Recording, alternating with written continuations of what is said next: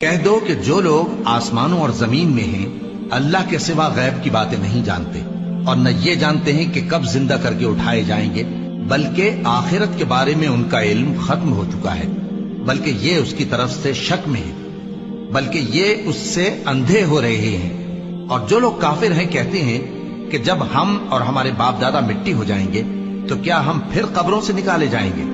ये वादा हमसे और हमारे बाप दादा से पहले से होता चला आया है। कहां का उठना और कैसी कयामत, ये तो सिर्फ पहले लोगों की कहानियां हैं।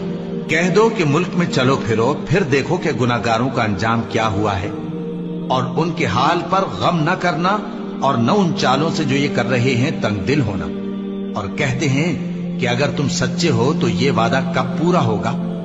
कह दो कि जिस अजाब के लिए तुम जल्दी कर रहे हो शायद उसमें से कुछ तुम्हारे नजदीक आ पहुंचा हो।